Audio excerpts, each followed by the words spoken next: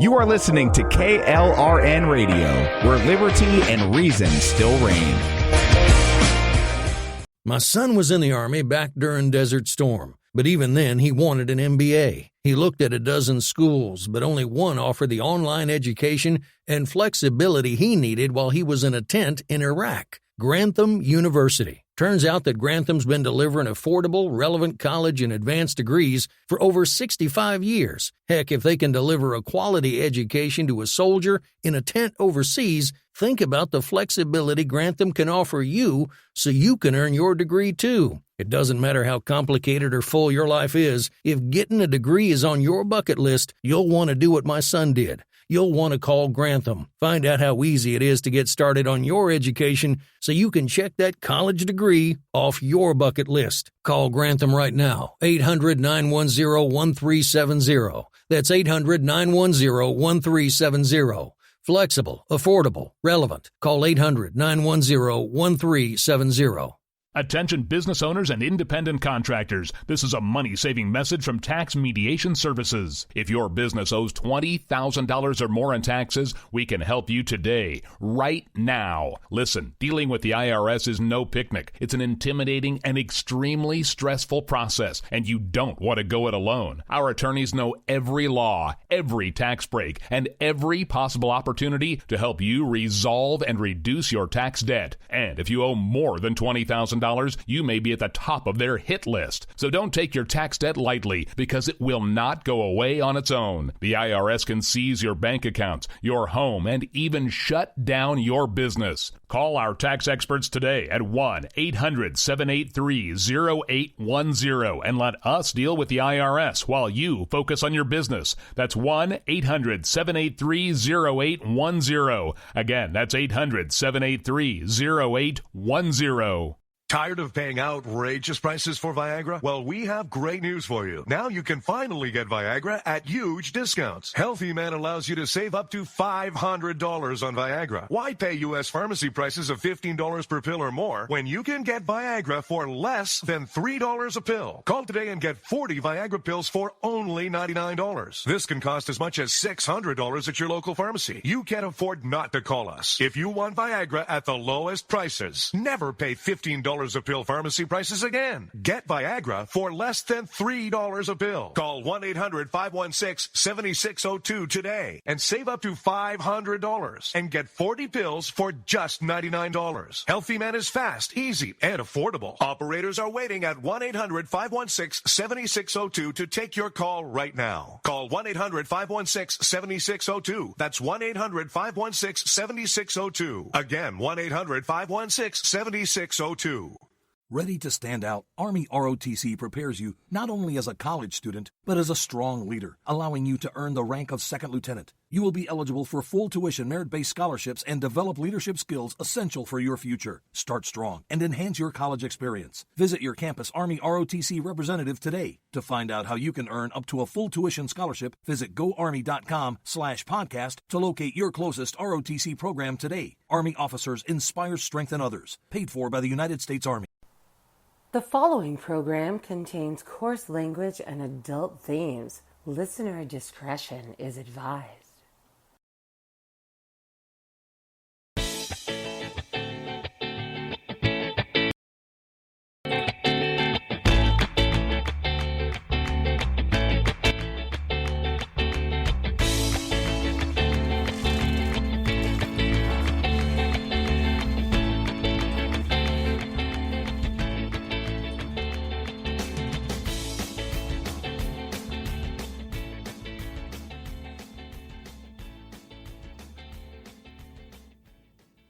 Welcome, everyone, to He Said, She Said. I am your hostess tonight, Aggie, and with me is my venerable producer and co-host, Rick. How are you doing this evening? Oh, wait, what? Sorry, I dozed off. Just kidding. Sorry, I know that I'm kind of boring, but come on. No, it's not you. It's the last couple of weeks, man. It's like every time I turn around, there's like, I mean, first we had the fire a couple weeks ago. Then I left to go run errands the other day, and my son decided to wash his entire month's worth of laundry in the 3 hours I was gone and flooded my living room, so that was fun. Joys of living in the country. I keep trying to explain to my children that you can't do all of your laundry in 2 hours. Because we have a septic tank, and if you try to run that much water that fast, it starts coming backwards. I have a septic tank too, because I'm in the middle of nowhere, and so I'll do one load, or maybe two per day, if that. But I try to keep up with my laundry for that reason, because you don't want to exacerbate or overload the septic system. So I'm shocked. And then all my family's like, "When's the last time you had the tank drained?" I said, "That's not it. Trust me, I already know what it is. He's done this to me twice now." And then he looks at me and says, "Well, at least I'm doing my own laundry now." I was like, "Shut up." You're not winning. You're still not winning. It's still not a win. We have to tell kids, "Oh yeah, when I was 8, I was doing my own laundry and doing the ironing." There's no ironing in this house, not anymore. I hate that shit. No, I learned to do ironing with the water system, where you sprinkled everything with water before you ironed it. You know. And I was shocking absolutely no one. I was at a thrift store a few months back, and they had one. They had a water shaker for that express purpose there, and nobody knew what it was. I had to explain to the young lady that was stocking that's what it was. Yeah, it's one of those. If you know what this is, you're old. And then that's exactly where I was at. I walked out of it going, "Oh shit, I am so old." But in defense, and where I lived in Puerto Rico, we were so removed from the major cities that not even kidding here, the area that I lived in growing up didn't get telephone service till 1995. And I mean, that's kind of a big thing, considering the telephone had been around for over 95 years. So I was going to say that was 1900 was, I think, when they... Yeah, it was, it was been around for a minute. More than. So that was a big thing. That was a big thing when it happened. The first phone call my aunt did was long distance to my mom, and she was happy to pay the $50 for those few minutes. So wait, was this like no phone service at all, or was this like Green Acres Hooters phone service at first, where you had to climb the telephone pole? The only phone service in my hometown was literally at the center of town. And that was by necessity, because you had your fire department, you had your hospitals, you had your police department, and only the wealthy could actually afford to have a phone. And my dad actually worked 2 jobs so that he could provide a phone for my grandmother, because it was that expensive to get a line in my town. My town and my hometown is completely surrounded by mountains. It's very difficult to go in and go out. It's a 2-hour drive to San Juan, which is literally 20 miles away. So you can imagine how difficult it is to bring anything in and out. So it was a big deal when they managed to put telephone service in the mountainous regions around my hometown. Well, not to put too fine a point on it, but your love of machetes kind of gave away the idea that you probably lived in a remote area. Sorry. Yeah. Hey, credit goes to my mom. She's the one that taught me how to use it. So. You get away from my machete. Just kidding. Oh, I can't do that as well as Brad. The first machete I owned, she gave to me because she was getting an upgrade in hers. So, Wakita was actually a hand-me-down. See, that still puzzles me. You've named the instrument, but as far as I know, it's never drawn blood. You're not supposed to name it till it draws blood. I never drew blood. We've had this conversation before. You told me it hadn't drawn blood. Never, not human blood. Oh, no. Well, see. Now you're getting me on a technicality. It's a technicality, but a valid one. Okay, fine. I will let it stand. So, anyway, this has been an interesting week, I will say. Yeah, we're not talking about yesterday. I spent enough time talking about yesterday. No, we're not talking about yesterday. Although I do have a funny anecdote. My sister, she lives in Germany, and she was really tired yesterday, so she went to bed relatively early. She went to bed around 7 o'clock her time. So, which meant by 2 a.m. she was wired. She was awake, and she's like, "Fine, I'll go read a book." So she got up and went downstairs and grabbed a book and everything. And she just happened to turn on the TV for company, and Reuters. There's a channel over there that carries Reuters, and they were carrying the SOTU. So she decided to watch it. Why? And I'm like, you watch it? It's like, no, actually, I started watching like 5 minutes in, and then I went to Twitter, and I saw your tweet, so I just followed what you were writing. And I was like, I wasn't serious. I was just, and she said that was a better rundown than anything else I read. Believe me, it made more sense when you wrote it. And I said, I told her, I was like, I don't know what to tell you. She was like, it was so bad. It was so bad. And then today she calls me up this morning, and because she wanted to let me know about some book recommendations for future use on our book, the book podcast. Uh-huh. And so we're talking and all that stuff. And she said that she was out at the commissary. And the people that work in the commissary are both German citizens and American citizens. So, Germans do work on base as well as the Americans do. And the Germans were talking about it. And the biggest question they had was, why was he yelling so much? If the Germans are asking, why are they yelling? When the Germans are known for their yelling, you have an issue. Yeah, I didn't even see that. Now that is funny. When the Germans are like, "Why the hell is he yelling so much?" Because they were actually very concerned because he was yelling. And these are people that only they would hear the English and they would look at the translation below, either dubbed or being translated as he was talking or in closed captioning. But those who actually heard him, they were like very confused. They didn't understand why he was yelling when he has a microphone right in front of him. He's like, it's not like it's the auditorium, like a teacher without a microphone. I don't understand why he was yelling.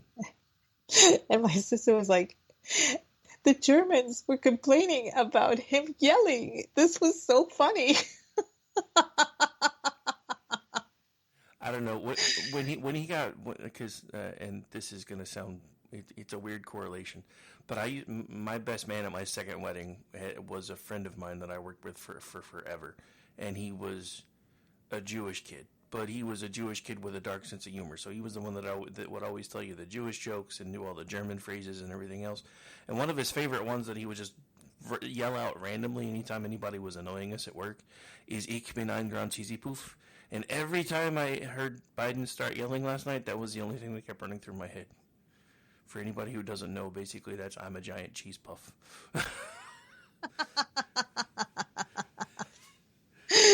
No, everybody makes fun of JFK. Ich bin ein Berliner.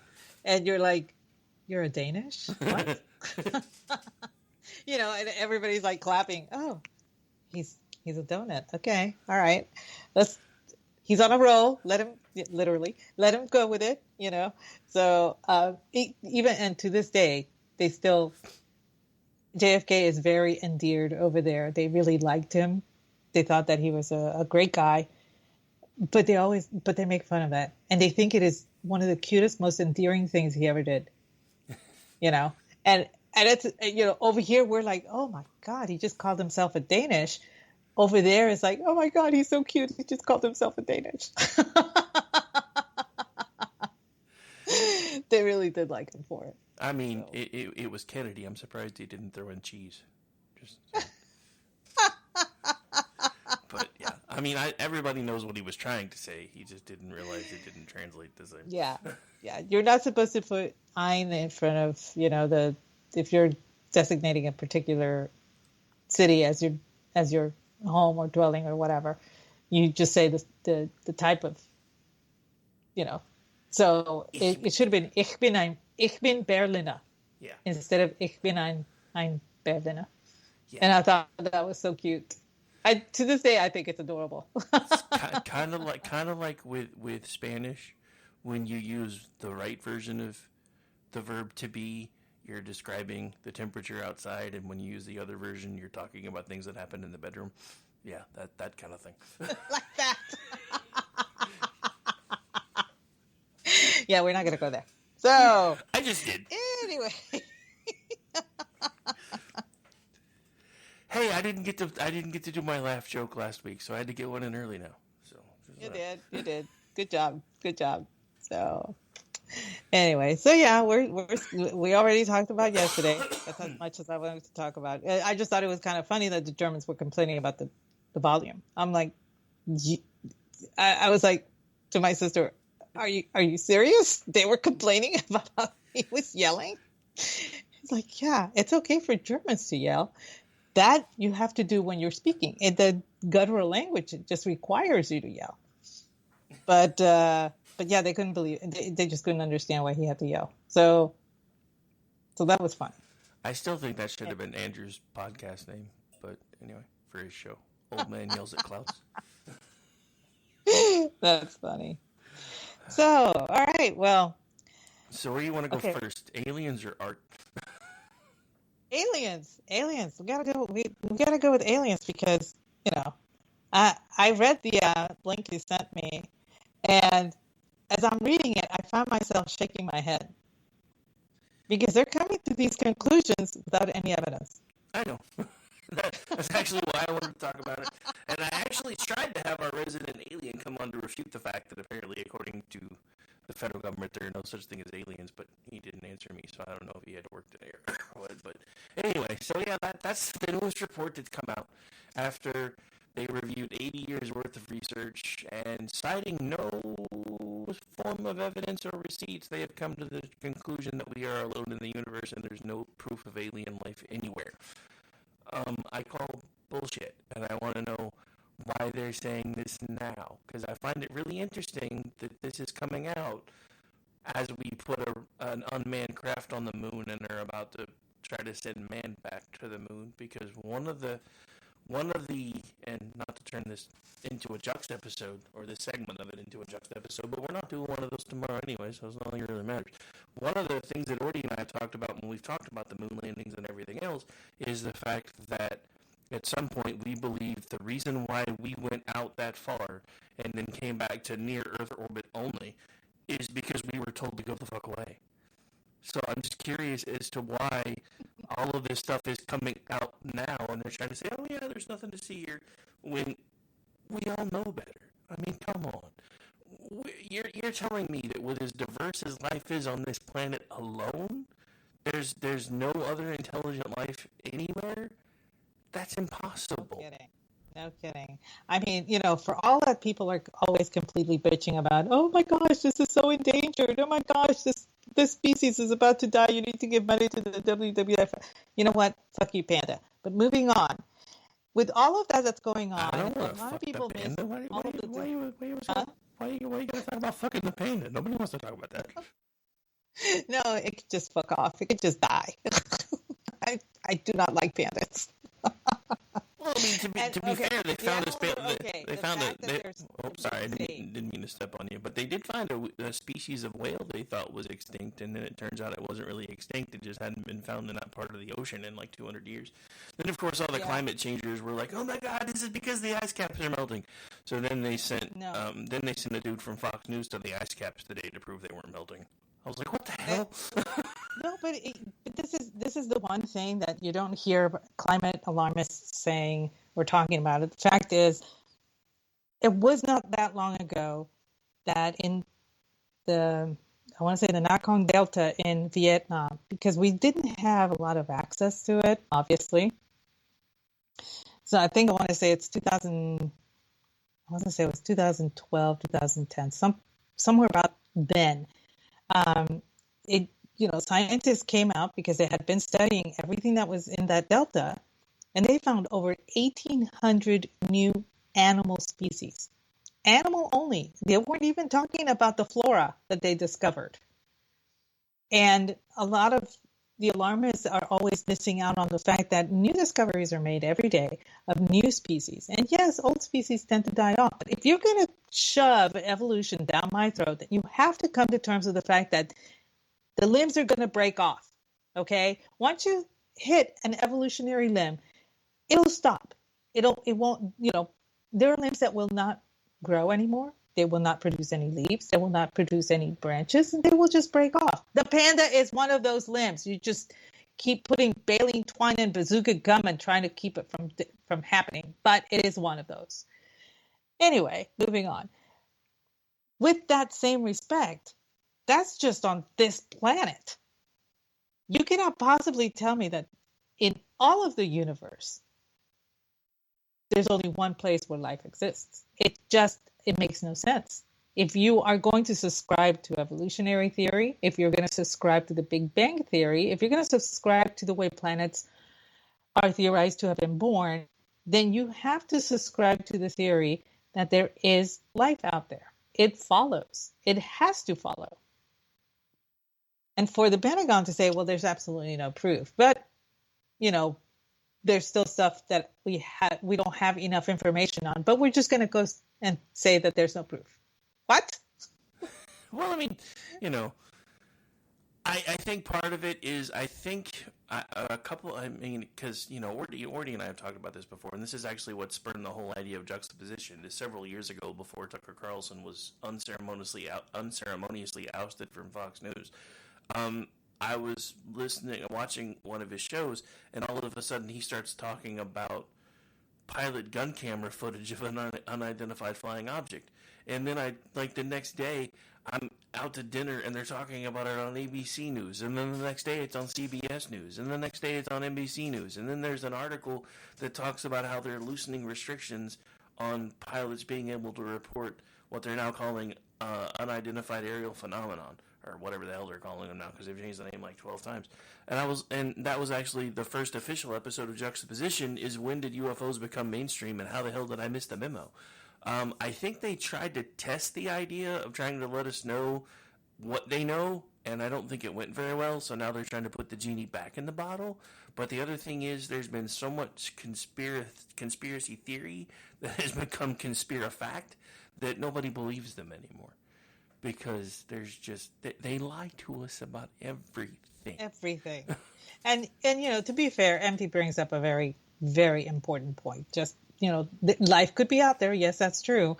Doesn't mean that the technology has advanced to the point where they're coming here on a regular basis. And that does follow. But considering that we are rather a young species on this planet, well, this version of us, anyway.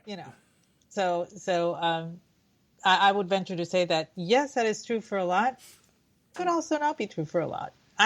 We don't know how much is out there. And that's one of the reasons why I liked 2001, A Space Odyssey, and 2010. A lot of people think 2010 was mediocre. Yeah, it was mediocre. But Helen Mirren was in it.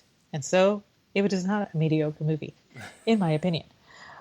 But regardless of that fact, I like the concept whereby they were turning Jupiter into a sun, and the moons around Jupiter were going to be planets, and some of the planets were going to have life in them.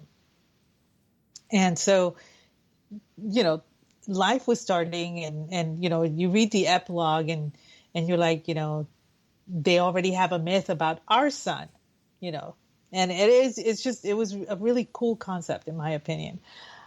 And that kind of opened a pathway in my brain towards, just because I do believe there's life out there. but not all of it is as advanced as we are, but we are also not the most advanced out there either. So, there's room for both, in my opinion. Yeah, I mean, I honestly think that we are probably the projects of the universe, and that if aliens come by, they roll up their windows on their way through. I'm just saying. Yes, the dolphin principle. I always get thrown with that always gets thrown in my face, and the dolphin principle is probably my cousin's always throwing that at my face. I mean, well, what about the dolphins? Well, that's not necessarily true, because dolphins might eventually, they are so smart that at some point they may develop some form of telepathy and stuff and be able to, I'm just saying, they're already smart. They have the telepathy. They want to stay where they're at because it's so fucked up here.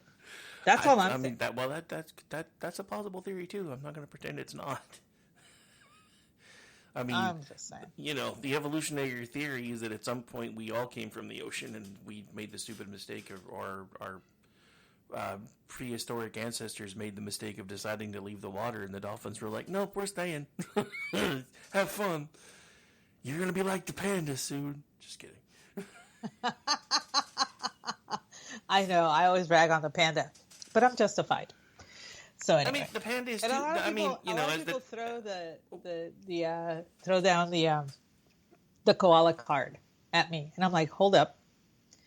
First of all, the koala is completely different because it can and does reproduce without the aid of panda porn, or without artificial insemination, or without any aid whatsoever. It will have babies. Okay. 2. Yes, it only eats eucalyptus, but there are several different types of eucalyptus that it eats. Okay. This motherfucking panda only eats one kind of bamboo. One. It only grows in one area in the world. I'm telling you, they need to go. Yeah. The funny thing is, in the 60s, when I think it was the 60s, when China started sending out pandas everywhere, they called it panda diplomacy. Really what it was is, we need you to take care of our too stupid to live bears. Yeah, that's exactly what it was. I was like, we fell for one of the biggest scams in history. It was like the cuckoo. It was exactly like the cuckoo. I was like, when I was young, I thought the pandas were really cute, and I would read about them. I watched Richard Attenborough talking about the pandas, blah, blah, blah, and all that stuff. And then I started learning about the zoo program. And I'm like, wait. So they just sent them to other zoos in the world so that the zoos would take care of them? Pretty much. And they get the credit for it? How is that? How does that work? China, no, it's exactly like the cuckoos. China has made the world a panda welfare program, and we fell for it. Yeah. MD, there are some things I don't want to know about the koalas, but thank you.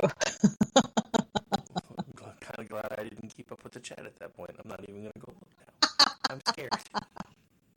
They do they carry sexually transmitted diseases. I believe chlamydia, and I think there's another one that they carry. They're carriers. Those little cuddly bastards are trying to kill us. Everything in Australia is trying to kill us. Good point. That's another Australian animal that just wants us dead. Yep. They all want us dead. I love the little mouse. It's like, this is a mouse. He wants to kill you. He just can't. But he's going to tag his buddy the kangaroo in to kick your ass. That's right. But yeah, I mean, I'm very. I try to keep an open mind as far as alien life out there. I mean, for me, when you apply Occam's razor to it, you have to understand there has to be life out there. This is not a one-off. And yes, you may think that there's a higher divinity, like I do. I do think that God did create everything. That's my personal belief. But I don't think that God is of the opinion that he's only going to have one, beaker full of his experiment in the entire lab. Well, he's got lots of experiments going. Well, let's bring Occam's razor into this though, right? And this is one of the things that I have my most heated discussions with other people of faith, because they assume that because the Bible says that we were created in God's image, that we were the only thing God created. If that were true, who made the angels?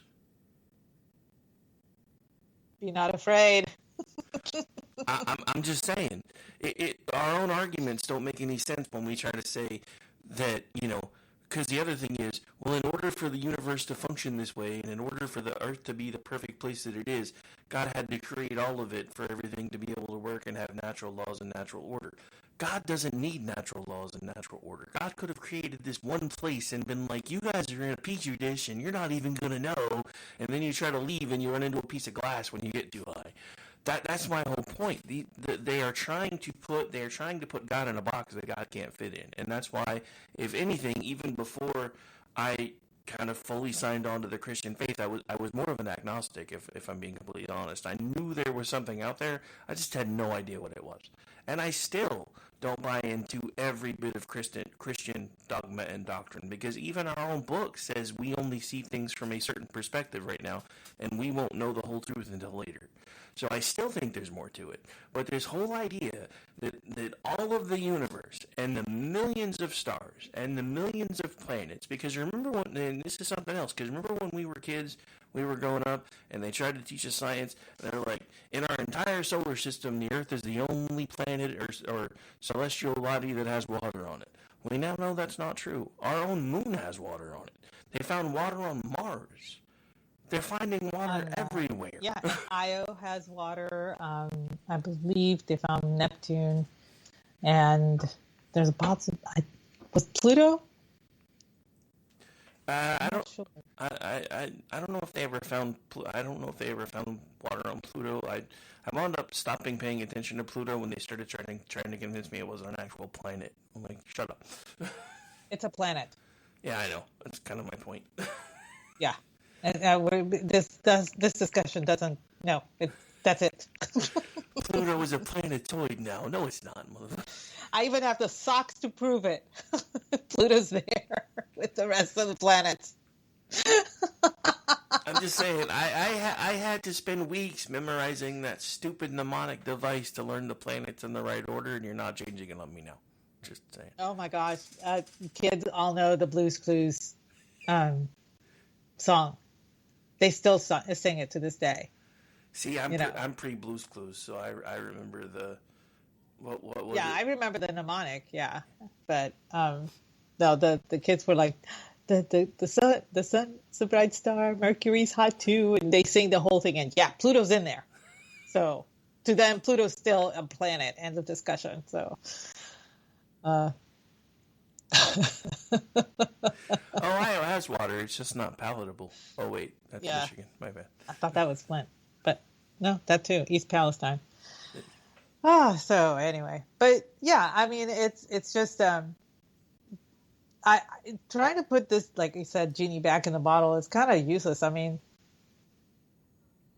and very clumsily done, in my opinion. I mean.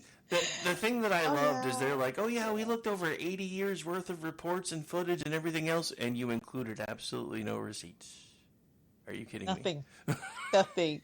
Not a one. And it was funny because I think at the very end it said there's a lot of stuff that has not been,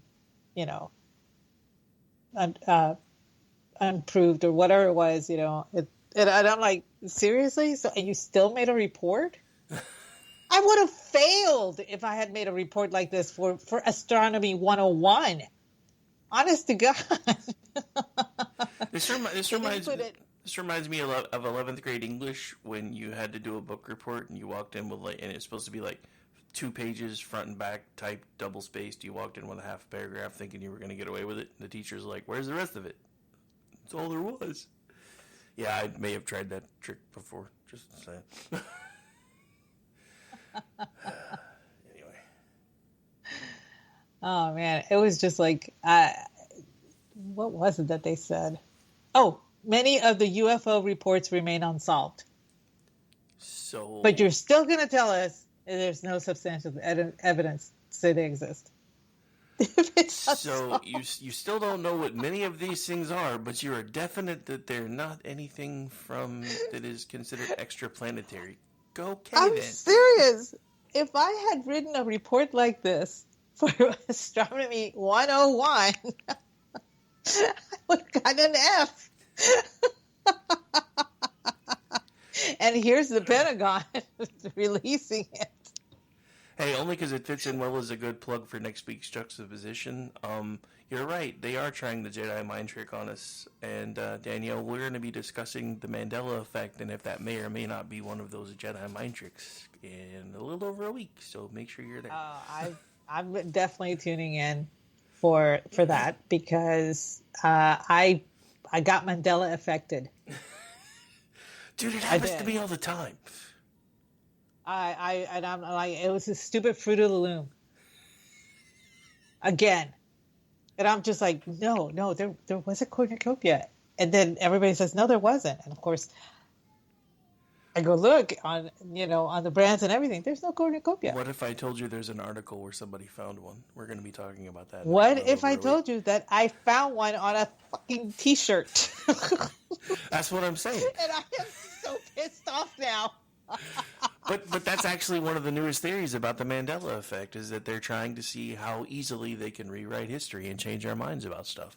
Because the article that we're going to be talking about, actually, somebody wrote in to Fruit of the Loom insisting that they had remembered seeing a cornucopia. So Fruit of the Loom wrote back and basically said, here's a copy of everything we've ever had as a logo. Nothing was there. So a couple weeks later, she found it. Because just like you, she's like, I had it in my closet. I knew it was there, and I couldn't find it. So then I found it. So then she took a picture of it and sent it back and said, okay, what's this? And they're like, forgery.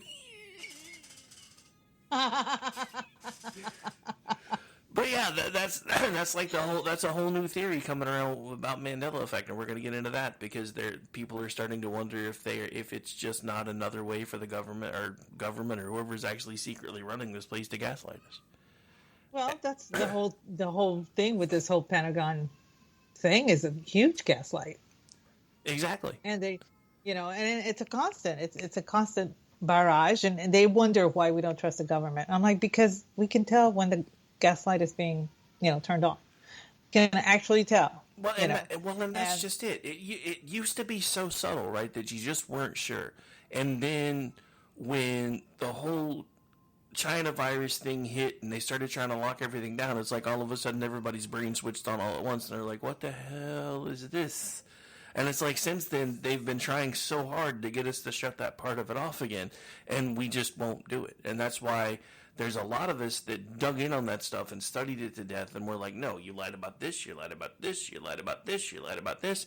I mean, hell, they tried to kick Donald Trump off of social media for saying to treat COVID like the flu. The CDC just last week said treat COVID like the flu.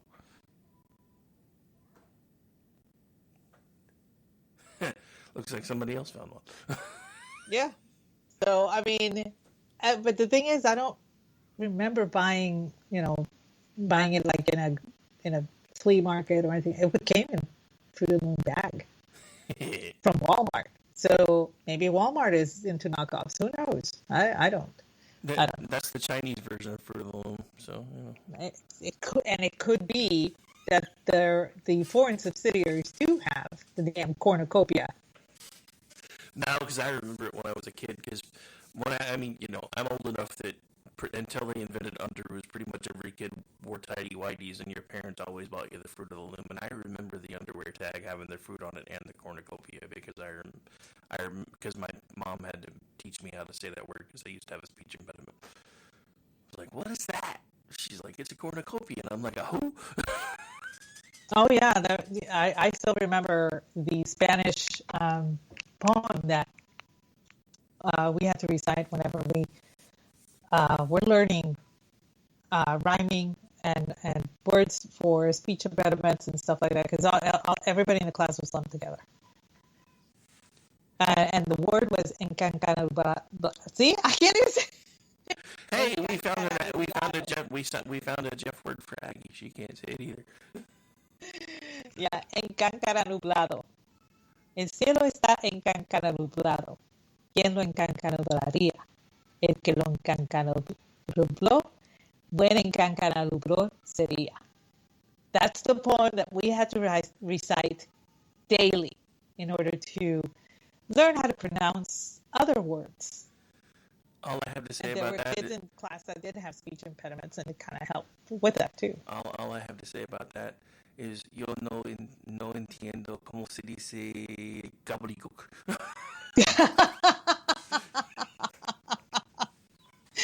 But I remember that stupid poem, and it still trips me up. It really does. Sometimes I have more. I guess I have more issues with certain Spanish words than I do with English words. But that's because when I came here, I was relatively young, and I learned English and had to put Spanish off for a time in order to learn English. When I went to ESL school, ESL was a class in school. It wasn't 1 hour a day. It was all day long. You were still doing your math, and you were still doing your science and, your history. You were still doing all the stuff that, you were doing in 5th grade or 4th grade, whatever grade you were coming from, but you had to do it in English. And it was almost fully immersible.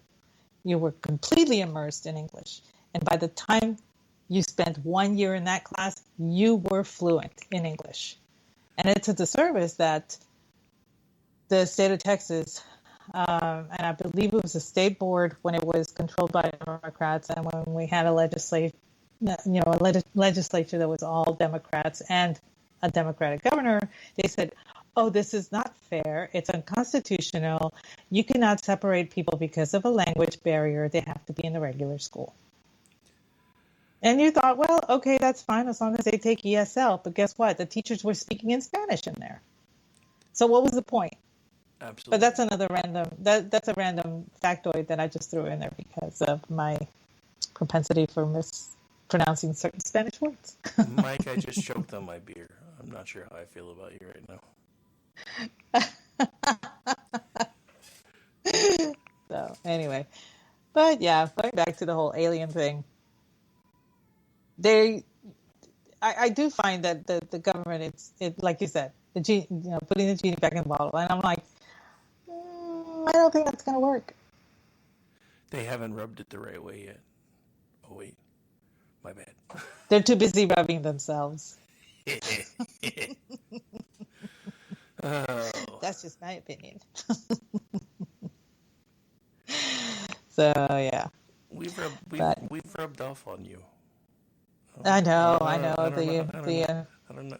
I blame Jeff. As soon as he brought the Beatles into this that one night, you were just done. You're like, screw it. I was done. I might as well just join him. It's all his fault.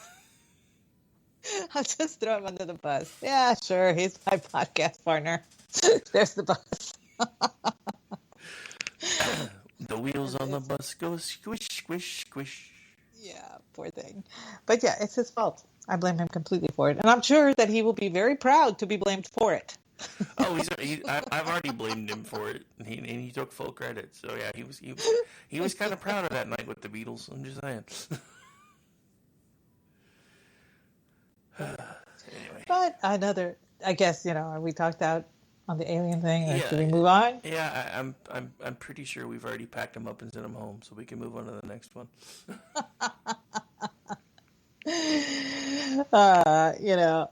This is true. Danielle's meme, it is completely true. At this point, I am begging aliens to abduct me. I'm not doing that. I begged for Smod for 3 years and it ignored me, so I'm not begging for anything else. Smod is a fickle bitch. I mean, she comes around, looks at you and says, I could have hit you, but I'm too busy. And goes away. So was my ex, but Seriously. She still managed to almost destroy me. Oh, wait, never mind. But anyway, yeah, one of the things that has been bugging me of late, and this is something that I usually cover on, the cocktail lounge because I like to do art over there. But there has been, this isn't new. There has been vandalism of art for centuries, and a lot of it is political in nature, but there are some times when it's not political in nature, when it's actually done by the artist himself. The best example is Banksy. When that piece was up for auction, the frame was rigged to when the auction was over, I don't know who, but somebody hit a button somewhere and it set the piece to shred itself within the frame. He's famous for this kind of shit. He will destroy his own works, but that's his political statement. So in a way it is political, but it's a statement. It's his work and it's his statement. So he calls the shots on that. And I seem to recall back in the 1600s, there were several vandalisms of certain pieces of art. One of the most famous ones was, well before then, it was Leonardo da Vinci's horse, which he was sculpting from clay, and it was out in the center of town, and it was going to be a sculpture for the town and everything. And soldiers came in, and they figured, oh, look, it's target practice, and they used it for target practice for their bows. And when the head of the garrison saw what they had done, they were like, are you insane? That's a Da Vinci. Da Vinci was, and Da Vinci comes out and says, well, it's just a sculpture. And he walked away. But that wasn't done as a political statement. It was done out of, we conquered this city, so now we can do whatever we want kind of statement. There have been instances in the past, the former century, the 20th century, where there were lots of art installations that were violated in certain ways. Some were done maliciously, some were done rather oddly, but and without malicious intent. Some happened because somebody tripped, fell, the vase, the main vase fell and into a million pieces, that kind of thing. It does happen. But of late, climate activists, Palestinian activists, and people who have gears to grind, have taken it upon themselves to be more vocal by destroying works of art. These are political statements. And you will notice that there is a theme that runs through all of these. These are highly priced works of art by people who have long since passed away. Works of art that are recognized throughout the world, that are beloved throughout the world. You will notice that they never pick on something like the Piss Christ, the Dung Madonna. Hell, even when they stole the toilet, the gold toilet called America, they didn't melt it down, they just stole it, but they didn't destroy it. So they target things that globally are considered highly priced, not just monetarily, but from a sentimental point of view, from an aesthetic point of view, from an historical point of view. And so they target these. And their issue is, well, these things are made with oil. I don't care if they're made with oil. You don't get oil. Oil doesn't just come from the earth. Oil comes from animal fat and vegetable fat. I mean, you can get oil from several different places. And to be fair, most of the oils that were used are not petroleum based. They may be today, but a lot of them were not back then. So for them to actually equate them with petroleum is beyond stupid. But they always target something that the world knows, something that everybody in the world has seen, or something made by someone that everybody in the world knows, because they're attention whores. And it's always something that is, believe it or not, greasy in nature. They've used mashed potatoes. Okay, I remember when they threw mashed potatoes at a Monet. Okay, well, in order for the mashed potatoes to actually smear and drip down the canvas instead of fall, they had to add some kind of oil like butter in order to make it more liquidy so that it would stick to the painting. Okay, and then there was, we all remember the can of tomato soup that was thrown at a Van Gogh painting.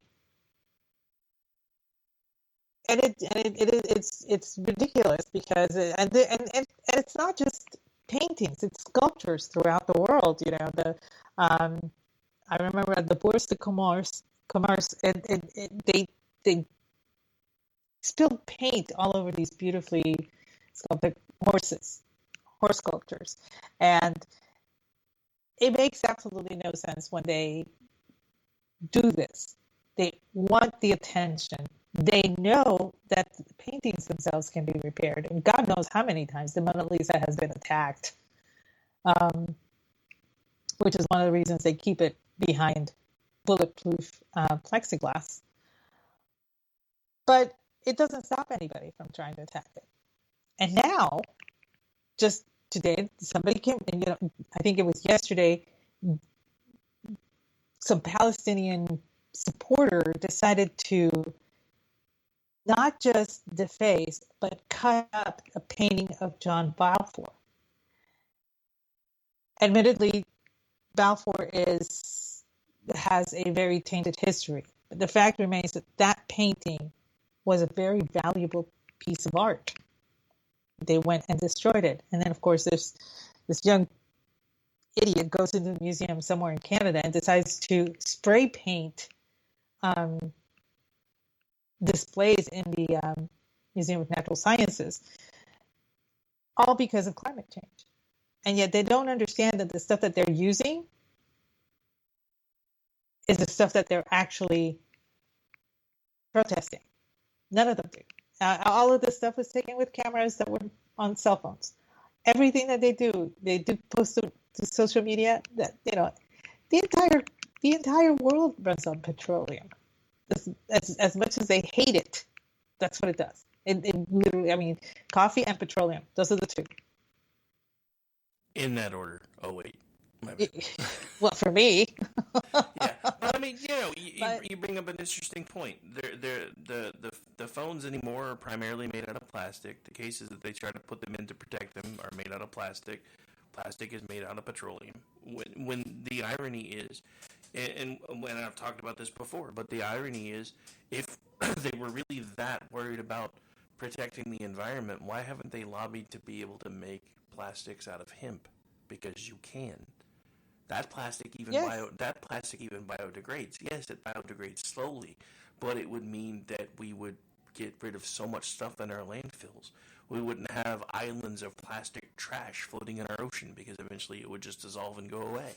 I mean, these are all the things that, when all these green, militant green people start showing up, I'm like, why are you guys not lobbying for the engine that runs on water that we now know that exists? Why are you guys not lobbying to make plastic out of hemp?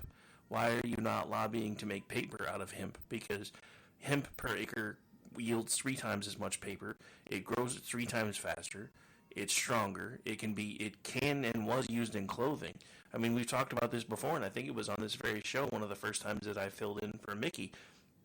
The primary reason that marijuana is still considered a Schedule I narcotic is because it took its very close cousin hemp out at the knees, which up until petroleum was discovered to be able to be used to make things like polyester, hemp was a primary fabric used to make clothing, even in the military. And the military can still use it, even though we can't. Yep. Wonder why that is. Correct.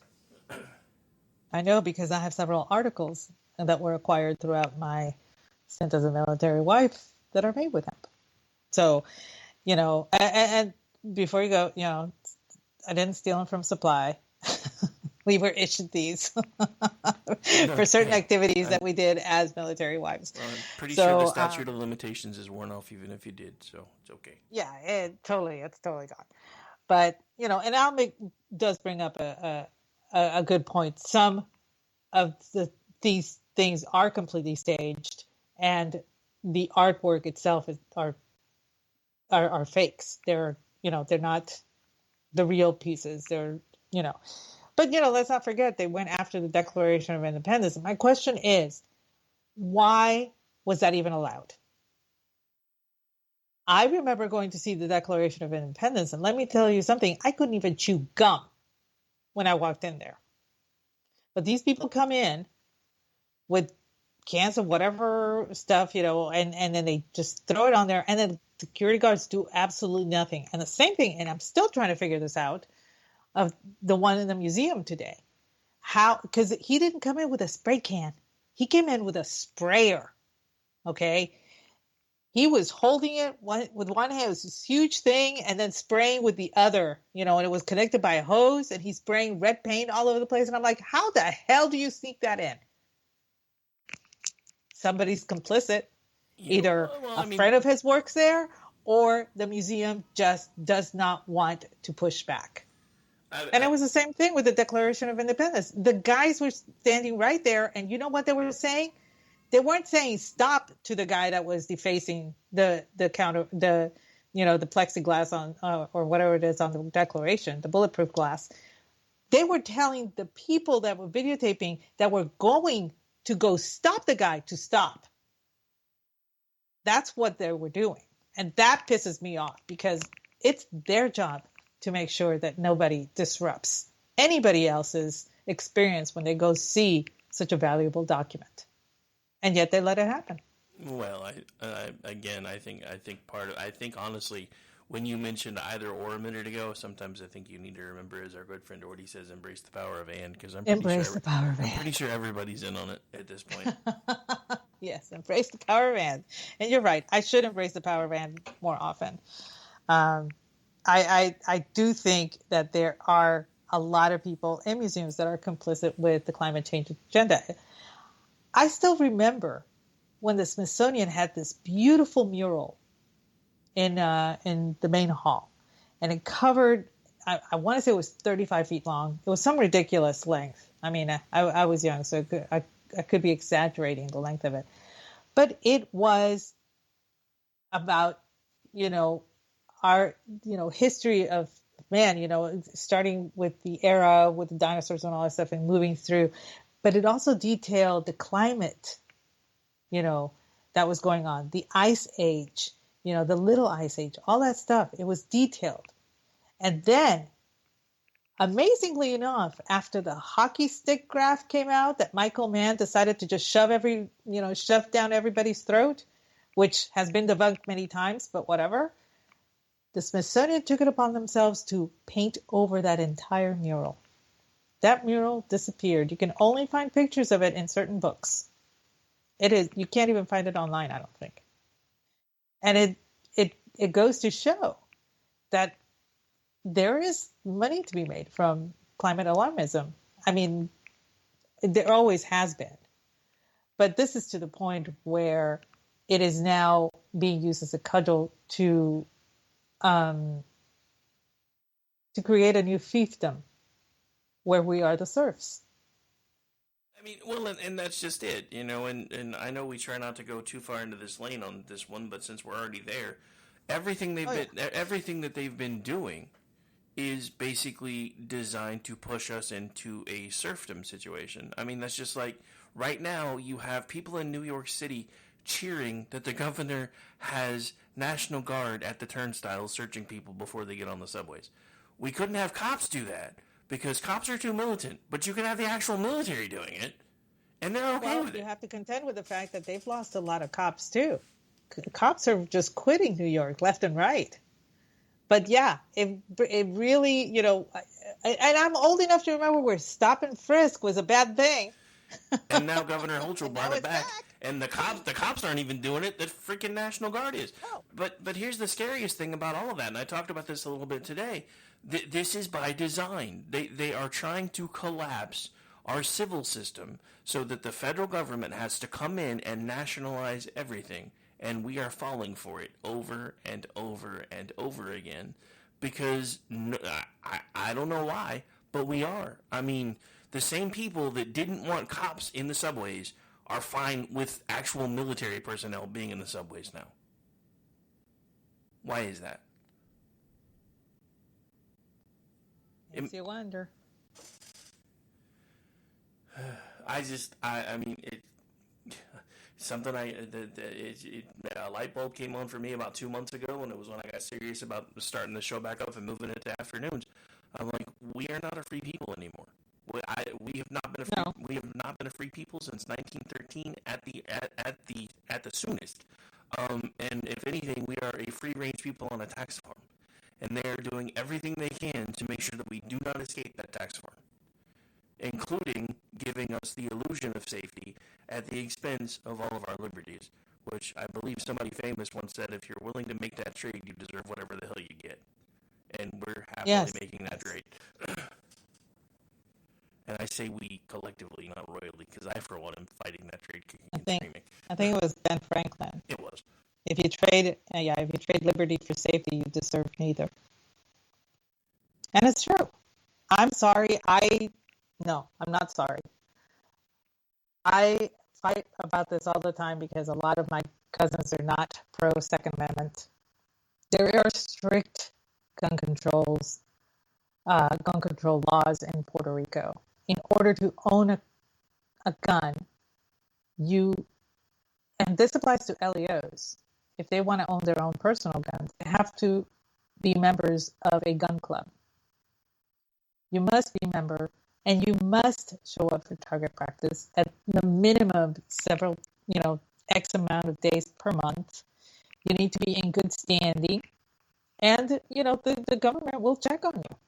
They're very strict on gun issues over there. Not that it stops the criminals. This is the part where the liberals over there just do not get it. It doesn't click for them.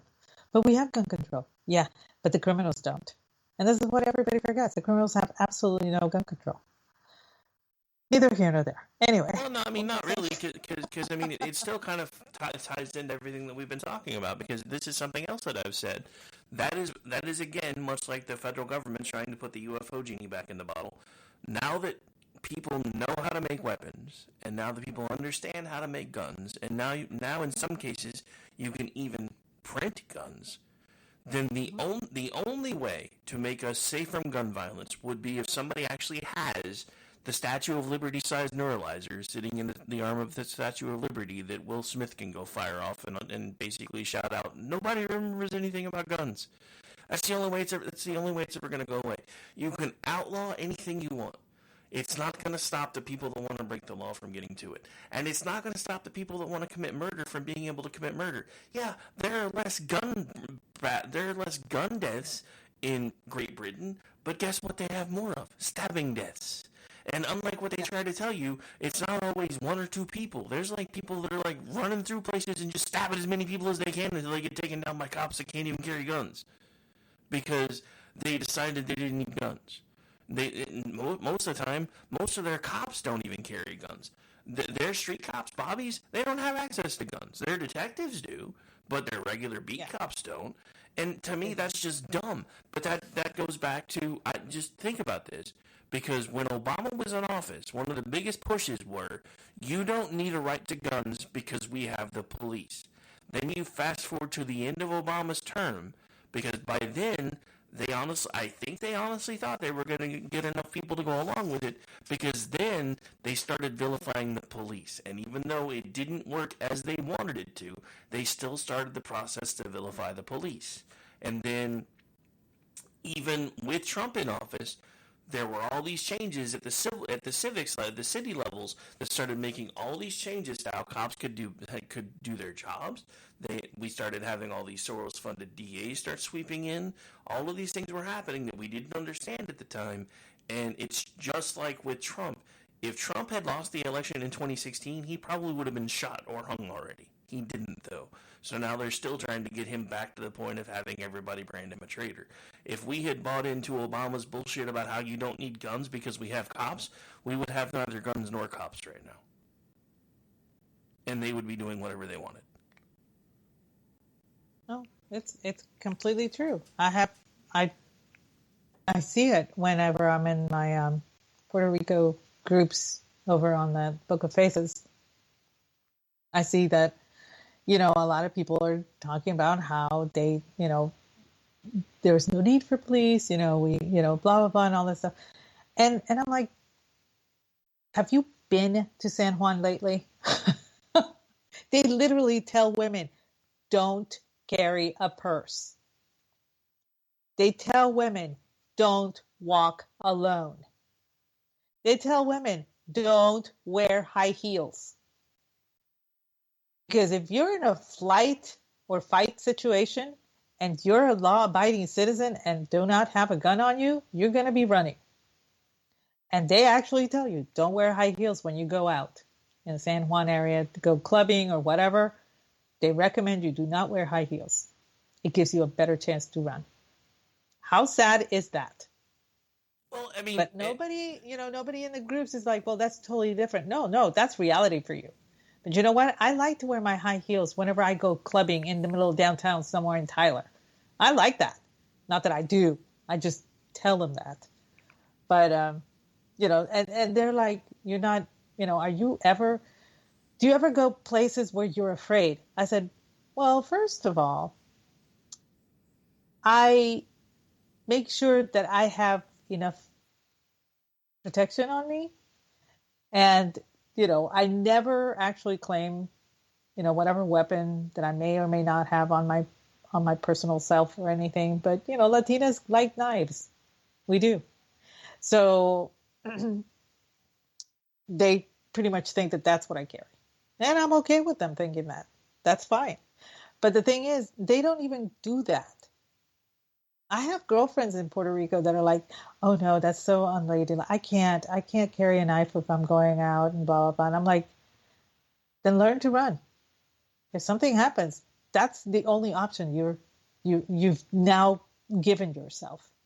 And they're, they're always saying that nothing like that ever happens. Nothing like that ever happens. Well, guess what? In one of the groups that I'm in is actually one of the police blotters.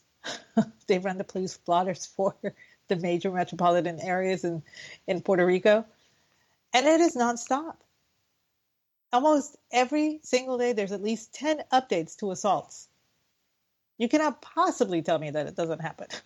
Well, I mean, and the worst thing is, you're talking about San Juan, but it's happening in places like San Francisco. I remember, I think it was a little over a month ago when some of the bigger businesses finally decided, hey, we're paying for all these rental spaces for you guys to have an office. You need to start coming back into the office.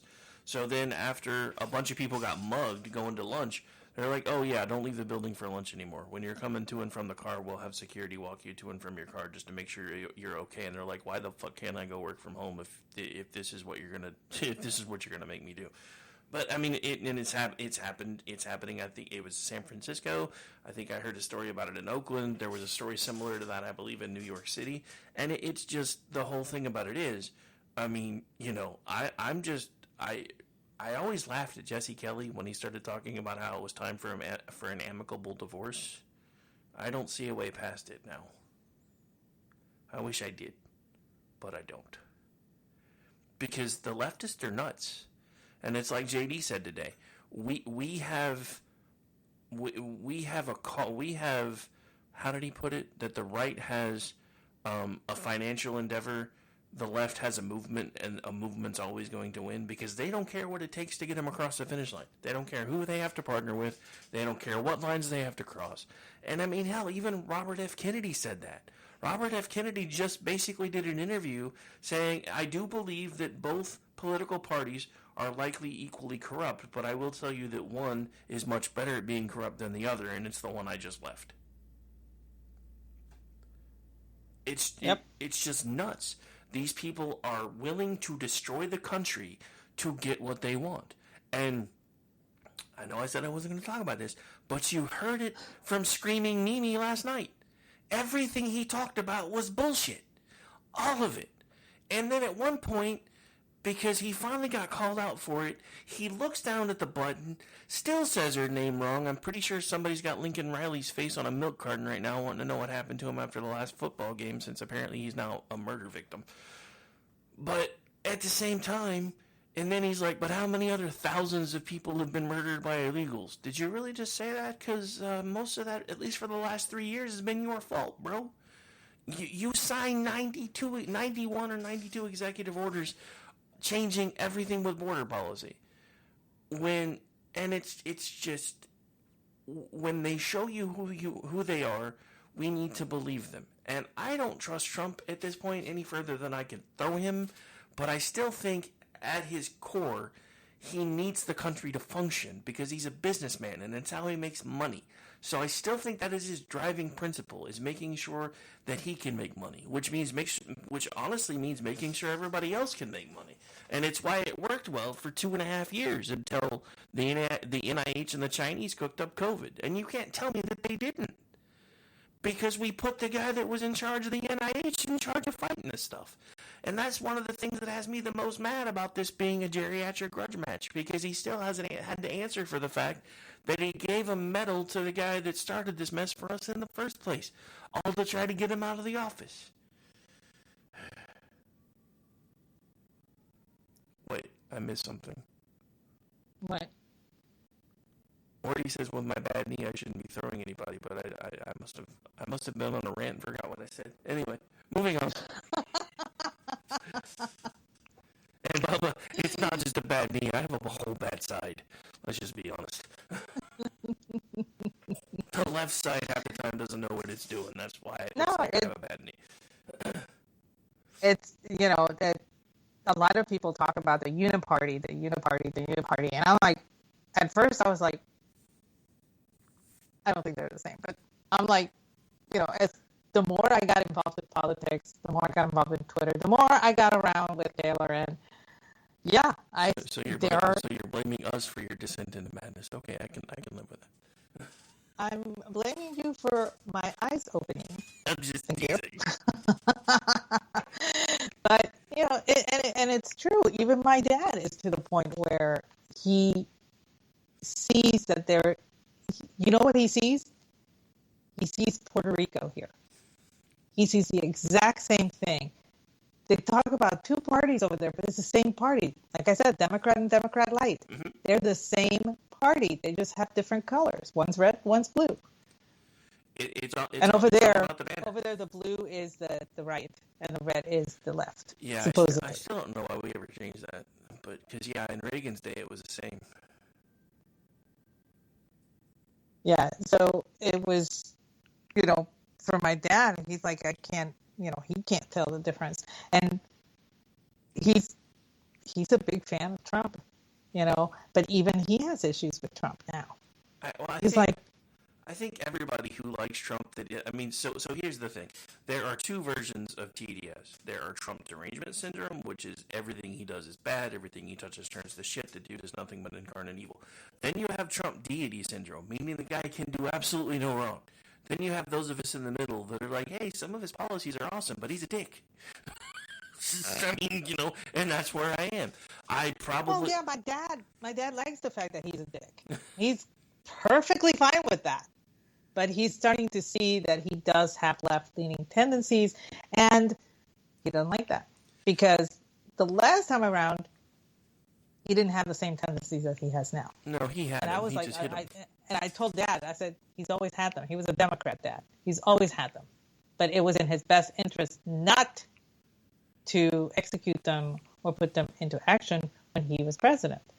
But now that Biden has been here, and it is so bad that Trump's left-leaning stuff, it looks better. Well, so here's Here's my But take. for my dad, that's not an option. Well, here's my take with that. I do believe that Trump has always had some democratic tendencies. Trump has always been a pro-business Democrat, which honestly makes him a fiscal conservative and social liberal, and it's pretty much how he's always been. The thing is, I think, and he started tacking to the left towards 19 and 20 because he was hoping he was going to bring some of the left over to vote for him, because once Biden came on the scene and everybody started treating him like everybody's favorite uncle, Trump kind of knew he was in trouble. The thing about it is now, Biden has tacked so far left that he's lost a lot of the mainstream left, so Trump is tacking left to try to see if he can grab them. I don't know if it's going to work. It's kind of like the rebuttal last night. Everybody was giving me crap for giving an honest assessment of that rebuttal. I understand why they tried to do what they did. They were trying to use a young face to counter somebody that looked like they're going to be the next audition for the Crypt Keeper. They were trying to show somebody with energy that wasn't yelly energy, to show that, this is what happens when you don't put somebody on Adderall. I understand everything that they did, and I know who they were trying to reach. My problem is I don't think it worked, because they were trying to go after the suburban moms that are completely turned off by Trump and trying to say, hey, this is what we want to be able to do for you. The problem is, and this is what I keep trying to explain to everybody, if we are not willing as a party or a group to game film and figure out what works and what doesn't, then we're never going to learn anything. And it can't just be, well, once we make a decision, you have to be lockstep in behind it, because that's never going to work for us. We are not collectivists. We're never going to learn how to be collectivists. We will be to a small degree, but we will never be large C collectivists like the left is. And we will definitely never be large C communists like the left are. So this whole idea that, because it's all I saw today, because I even jumped on a couple threads, and I'm like, look, you can say what you want, but these people that have a problem with this have valid reasons for having a problem with it. And I said it last night. That entire speech, after the first 2 minutes that she talked, reminded me of almost said Peg Bundy, but Peggy Hill on King of the Hill, when she got the phone call that instead of doing her normal Spanish class substitution work, she was going to be doing the sex ed substitution work, and she's standing in the mirror for 3 minutes trying to get the courage up to be able to say the word penis. That's what that entire thing sounded like to me, because she was just way too bubbly, way too nervous, and way too over the top, and I don't think it worked. It may have worked, because they weren't going after me, and I get that, and it may have resonated with Jane America Housewife. I don't think it did.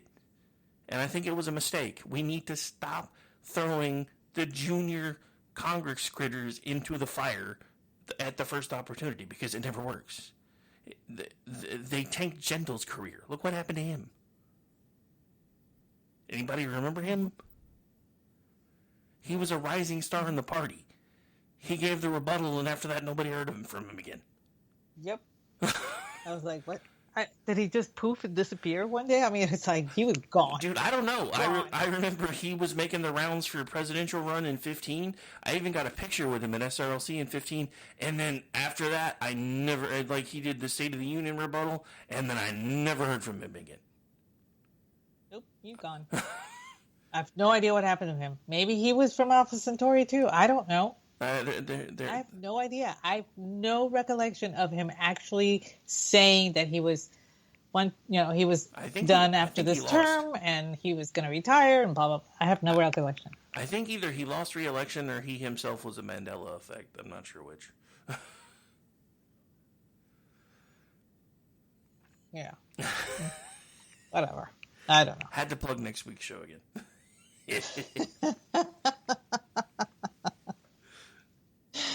Yeah, so, well, all in all, it was an interesting week, what with all the art vandalism and all the weird shit going on. And, of course, for me, one of the more eye-opening things was the 9-0 decision by the Supreme Court and how the left just went insane. And the weird thing was I saw a bunch of leftists going after Clarence Thomas. Which I'm like, okay, you realize you have 3 liberal justices that agreed with Thomas, right? I mean, not in the talking points they got from Bat Signal, though. You have to remember. No, but they're all 3 are in a protected class. Clarence Thomas is not in a protected class because they do feel that he left the plantation. So he's a free for all. That's why they kept attacking him. They went after him. I'm like, there's 8 other justices. Well, he was like the lightning rod. Well, I mean, so that was twofold. One, since they consider him an Uncle Tom, he's not part of the collective class. The other thing is, if you'll notice, every single person that was yelling about that decision was treating it like it was 5-4, not 9-0. And that's because they had already gotten their talking points, because all the left assumed it was going to be 5-4, and it wasn't. So then when it wasn't, they started saying, well, there were concurring opinions, but if you'll notice, the liberal justices said this still went too far, and this shouldn't have happened, and this shouldn't have happened. So it was honestly like a 5-4 decision. I'm like, no, it was still 9-0. It was still 9-0. Sorry. The only thing the left wanted was for each individual state that had tried to take him off the ballot to have to come up before them, so each one could be reviewed independently. That was their primary thing that they were disagreeing with, and the majority opinion, which eventually became a concurring opinion, was like, no. Once we settle this one place, it's pretty much going to be settled everywhere. And I still am a firm believer that it was honestly going to be 8-1. And that Roberts wanted it to be 9-0 just to avoid this situation, which is why it took about another week for them to basically be able to release the decision, because everybody expected it a week before it came out. And then everybody was like, yeah, I guarantee you there was at least one holdout that was like, no, I don't want to go along with it. So my question is, what kind of deal did they cut to get the 9-0 now? But I do wonder. The other thing that I'll be curious about, because they're going to start the oral arguments on the immunity case. They've agreed to take that up. I don't see them giving Trump a complete pass on this, but I don't see any way that they can't kick it down for review for more, succinctness, and then probably bringing it back up again. Because if they just basically unilaterally decide a president has no immunity, then every president's toast. Every living president will be sued for something. Every future president will be sued for something the moment they get out of office. This is no different than when they took away the nuclear option and everybody started going nuts about impeachment. We kept telling everybody, you're making impeachment a political cudgel, and it's going to start being the norm. And it is, and that's one of the reasons why there were a few Republicans that didn't want to impeach Mayorkas, even though, in my opinion, Mayorkas deeply deserved to be impeached. Because we're just setting a precedent where this is going to become a political cudgel, and whoever has control is just going to start going after people. And my problem is, and this is, again, something that I've had to come to terms with over the last 6-7 years, is when they're willing to burn down the Republic to get what they want, how far are we willing to go to save it? Mm-hmm. Because we've been wanting to play by Marcus of Queensberry rules this entire time, and everybody gets mad when we don't. That's just like half the complaints that I heard about SOTU last night was, what happened to decorum? What happened to this? What happened to that? I'm like, you realize that there are communists and actual terrorists that have infiltrated our government. I'm sorry, in my opinion, Ilhan Omar is a terrorist, and you're not going to be able to change my mind, because she's already told us point blank that her constituency did not come here to integrate. They came here to colonize. She is a terrorist. Most of the people that are voting for her are terrorists or terrorist sympathizers, and you're not going to be able to change my mind. So we are going to have to decide how far we are willing to go to keep the Republic as intact as we can for now, and start tacking back towards becoming free people instead of a free-range people on a tax farm. Because we've been that since 1913, and I don't know how to undo it without making a huge mess. I wish I did. Anyway, rant over.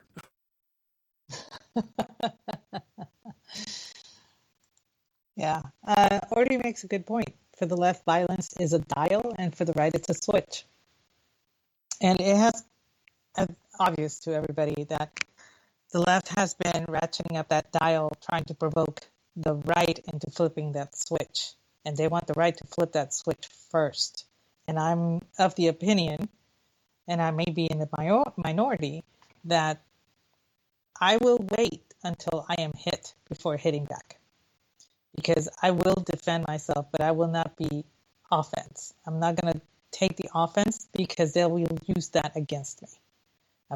I've seen it. I've seen it over and over in my life in several different levels, several different instances where somebody will actually goad me into going after them, going on the offense, and it comes back and bites me in the ass. And one of them was an extremely painful lesson for me to learn. Thankfully, that person is out of my life. Sadly, she left my life because my brother-in-law passed away. And that was a harsh way for her to leave, but at least she's gone. But that was the kind of person that she was. And it took me a long time to learn that that's exactly how the left comes at the right, the way she used to come after the members of my family. So, and I stress this, it is my opinion only. I will defend, but they have to strike at me first. The thing is, they keep striking in little ways that just nag at you for now, but there's going to come a time when that final straw is going to break the back of whatever beast of burden you may want to emulate at the moment. Oh, come on. Just say alpaca. You know you want to say alpaca. I know. I wanted to say alpaca. Okay. It still upsets me that I did not get my hands on that damn alpaca. And yes, while I was running my errand, I made sure to go by the area where she was caught just in case. Because I wanted to see if she was out again. Aggie's driving by. Here, Packy. I know. It's just like I really want an alpaca. I'm actually looking into it. Not this year, but next. I was going to say, just ask your husband. You'll get an alpaca, trust me. Well, it's something we're discussing because we're going to get chickens, so we need to like plan out where we want the chickens and all that stuff. So we'll see. If I get one, there will be a barrage of pictures on Twitter every day with me and that damn alpaca. I guarantee it. Oh, trust me. Like I said, we are suckers for the women we love. I bought mine a $150,000 house that I'm now trying to pay for. Well, no, he's not that bad, so. Or that good, I should say. I was going to say, just remind him, I'm not asking you for a new house. I just want a pet. Yeah. So, yeah, and Danielle's right. They got you by the balls if you react. That's why I am not reacting until they push to that point where my life is in danger, my home is in danger, or somebody I care for is in danger. I'm not going to give them the satisfaction. It's not happening. And there are, my grandmother used to say this all the time. There are ways around men, even those who hover like eagles. That's the English translation. That's the closest I can come to it. She didn't like men, but she was always a very independent woman. And so I learned that about my grandma later on in my life, that she did go around men, even those, she was divorced back in 1938, I think it was, and never remarried. She was independent the whole time. This woman had the strength of whipcord. So learning all these little tidbits after her passing, I was just like, holy crap. But that was one of the things that really impressed upon me. There are ways, we can find ways around the government, and we just have to be very creative about the ways, and we need to start using their own laws that they force on us against them. We just have to be more creative about it. Well, and the funny thing is, in a lot of creativity has been beaten out of us in public schools since forever. Well, yeah. So it's very difficult, to get to that point. Well, the good news is there's a lot more homeschooling now, so creativity's starting to come back. The other thing I find interesting is a lot of women are learning how to homestead again. Because they're like, shit's gotten too expensive. I'm going to start growing my own stuff. So yeah, that's fun. And there was something else I wanted to say too, and now I forgot what it was. See, I'm tired. Train of thought. Yeah, there's a lot of homesteading going on, and you're watching all of these DIY shows and the the home shows, HGTV and everything, even house hunters. There's some people that are going, we're looking for a farm. We want to, start raising, blah, blah, blah, and all this stuff. There was one that was House Hunters International, Air Force guy and his wife. They wanted to, look for a place to live that wasn't on base, but where they could actually grow food. Yeah. And I'm like, it's all of Italy. You can grow food anywhere. It's not like the U.S. We need to find out if there's a House Hunters version for people that want to buy islands, because I still want to buy KLR in an island. I believe there is a show, but I don't. It's not on HGTV. It's on a different channel, and I'm pretty sure there is one where they showcase islands that are for sale. And believe it or not, there's some islands that are relatively inexpensive. Oh, I know. I was actually kind of surprised. And I will say this. I can live without electricity, but I'll be damned if I live without plumbing, because I lived without plumbing for part of my life, and I don't like it. Okay? Electricity, no problem. Plumbing, I got to have it. We won't live without electricity. I have a whole family of electricians, so one way or the other we'll make it work. All right. Well, we're at the top of the hour, so I guess we can wind it up. Might as well. I don't even know what that. Are those aardvarks? I think they are. I think it's a giant anteater. Oh my God! Apparently, Salvador Dali had a giant anteater. Yes, it's on brand. Let's just say it's on brand. That was one of the things that, somebody asked me, wow, you lived at the same time that Pablo Picasso and Salvador Dali and all these people lived, all these famous, painters and sculptors and artists. And I'd be like, I am not that. And then I started thinking, oh, yeah, that was the 70s. Yeah, I'm that old.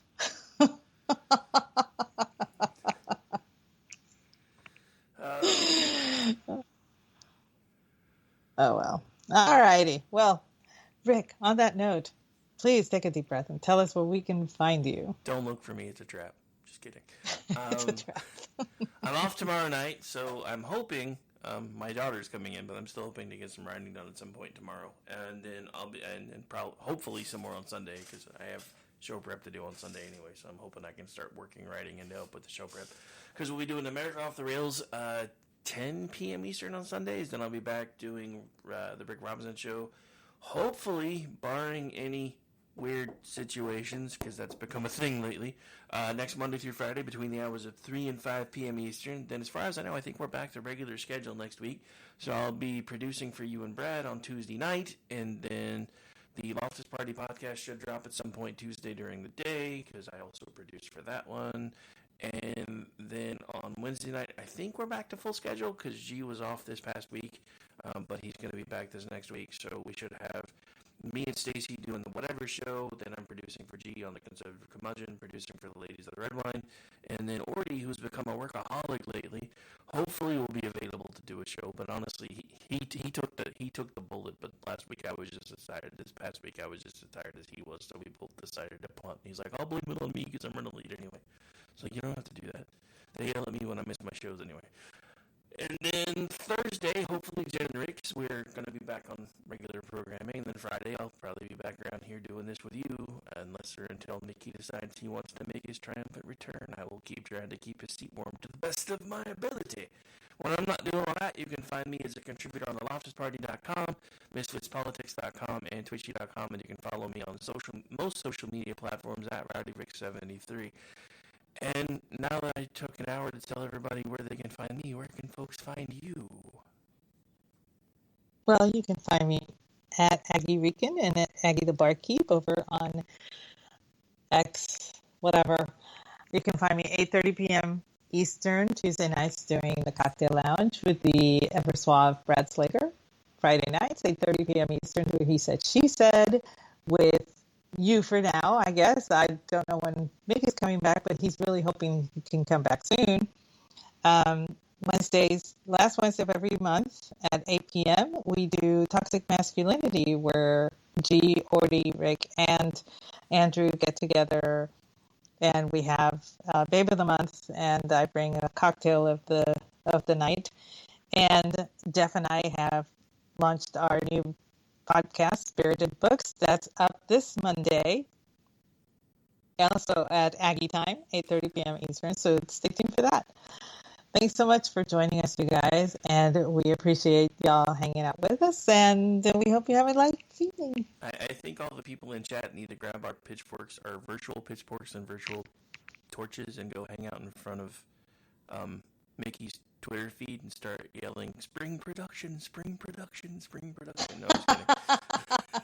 I think we should start putting the bug in his ear for that. All right, folks. She's running away. I'm pretty sure she has a date with Perry Mason. I'm running away because I'm going to get some sleep so I can get up early and get some work done before my daughter gets here. Bye, everybody.